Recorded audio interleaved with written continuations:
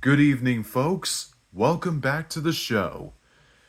Tonight's video on Steam Locomotive Topics, I will be discussing about the Nickel Plate Roads class L1 Hudson. Now this is the Nickel Plate L1 Hudson. So what's a Hudson, you may ask? A Hudson steam locomotive is a locomotive, a steam engine type that has four lead wheels on the lead truck, the lead locomotive truck, that is, not to be too confused with road trucks, that is. So it has four lead wheels right there, as well as the front engine unit and the pilot right there. It also has 6 drive wheels with the pistons and coupling rods. And it also has 4 trailing wheels on the trailing truck. That's because the Ford trailing truck is designed for a larger firebox. So the 464 Hudson came into light into the mid or late 1920s. The middle to late 1920s, as well as the... No way, I could be wrong. So the 464 Hudson came into light into the 1930s, like probably from late early to middle and late 1930s, from 1933 to 1939. And of course they still prevail, or they were still kept in service into the 1940s, from 1940 to 1947. But like all old steam locomotives like it, especially this one, they were retired and eventually replaced by diesel locomotives due to dieselization.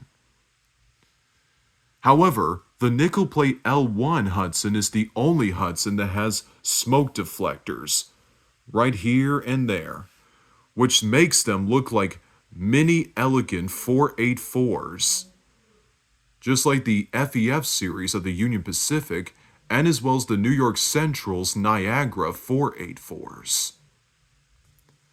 So the Nickel Plate L1 class are a group of Hudson steam locomotives separated into 3 subclass orders for the Nickel Plate Road. The first series is the L1 class. The second separate series is the L1As, and the third subclass, the L1Bs. The first of these Hudsons were built by Alco, the American Locomotive Company in Schenectady, New York, while the other subclass L1s, the L1As to L1Bs, were built and delivered to the Nickel Plate Road by the Lima Locomotive Works in Lima, Ohio. Like all Hudsons, they were usually designed for passenger service. However, they are also occasionally useful on freight trains as well. And as I told you once before, when diesels took over most of every railroad in North America, these Hudsons were used on freight. So I'll show you of a Nickel Plate L1 Hudson on a freight train in just a minute.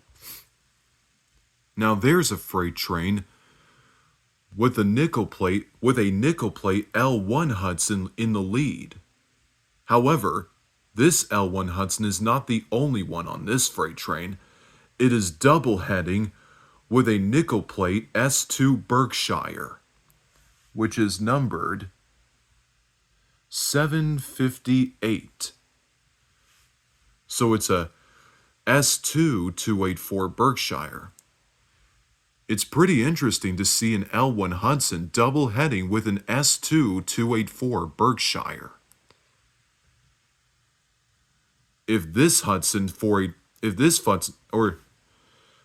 Sorry about the mix-ups right there. So if this Hudson can pull freight trains, then that means Any other 464 Hudson can also pull freight trains. So that is a pretty interesting picture. And this here is the only surviving Nickel Plate L1 Hudson 464. This Hudson is number 170. So of course there is an only survivor of this class, and that's number 170. And it is the only 464 to have smoke deflectors on both sides on the front engine unit of the locomotive. So where is this locomotive now? The Nickel Plate 170 is at the Museum of Transportation in St. Louis, Missouri. I will show you that in just a minute. Here it is, folks. This is the Nickel Plate 170 now.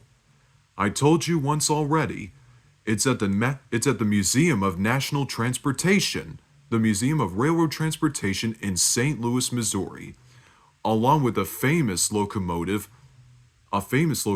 steamer, which is a 482 Mountain, former Frisco number 1522.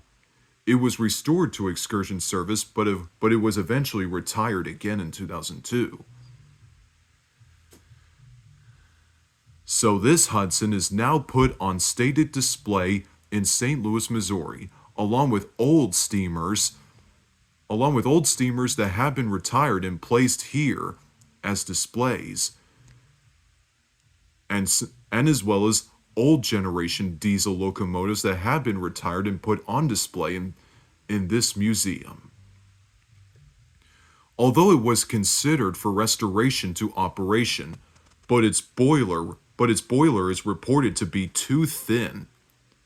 Too thin, which means it's a little bit too thin and narrow, but as well as much too small. And that also includes its tender is also pretty small, so it is not considered for running condition, which is kind of a sad shame. Although the people of the National Transportation Museum in St. Louis are taking good care of this old steamer. And as of right now, the Nickel Plate 170 is still a proud static display to inspire many generations in the coming years. Anyway, folks, this is all I got for you for tonight.